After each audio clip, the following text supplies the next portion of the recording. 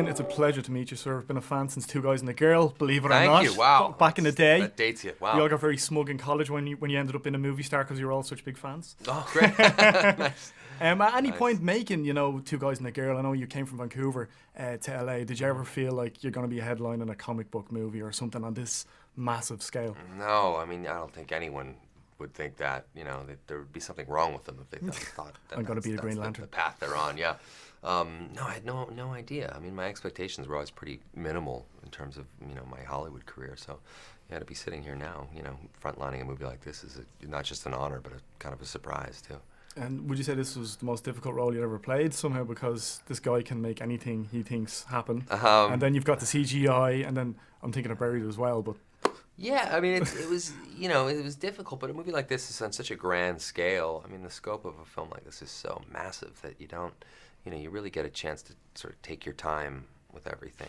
And, the shooting process was 6 months. I mean, I'm normally afforded 2 months for a movie. So it was kind of a slow process, so I really got to see it unfold in a way that didn't feel too rushed, and it was actually a great experience to shoot. And there was a lot of press around before the movie happened about who was going to play the role, and of course it ended up being yourself. So when you finally do end up on set, it's that little bit extra pressure that this is your movie, this is you on the poster. Yeah, I mean, the vetting process to cast the Green Lantern is pretty extensive. I mean, it's a huge movie and a potential franchise, and so when you are vetted like that, and they do kind of make sure that they've got the right guy, you sort of take some comfort in that actually, instead of if. The typical way is that you're just offered the role and you jump in, and it's a sort of a leap of faith on everyone's part. But I felt like I'd already played the role a couple of times by, just screen testing and doing all that kind of stuff. So.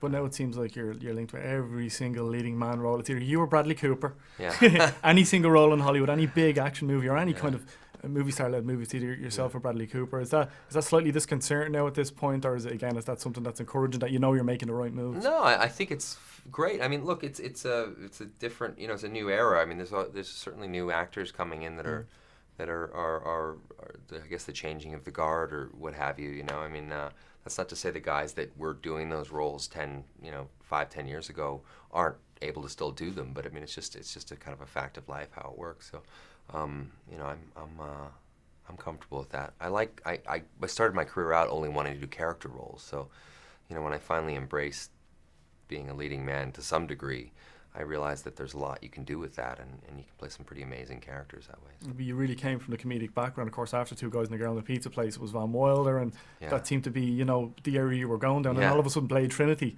just kind of came out of nowhere. Would you say, was it Blade Trinity or was it Smoking Aces? Where you kind of went, I could do the action thing here. Yeah, it was kind of both of those were around the same era. So I got some opportunities to play stuff that I normally wouldn't. Yeah. So I was really lucky, early on that I didn't have meteoric success in any one genre, so much so that I couldn't kind of get, access the other ones, and I hadn't really configured myself in the minds of viewers in one particular way. So I was really able to get away with sort of jumping from genre to genre, and I've always kind of been able to do that. And you got a massive contrast this summer as well, because you're going straight from this to the Change Up, which is coming out very soon as well. Yeah. How is you working with Jason Bateman? How was that experience? It was great. Bateman and I have known each other for 12, 13 years, so it was great working with a buddy like that. And, we'd always wanted to do something together, and we found this script with this just incredibly stupid premise, but man, it was funny. And it's all about the execution of that premise, and just to do it in such a foul rated R way was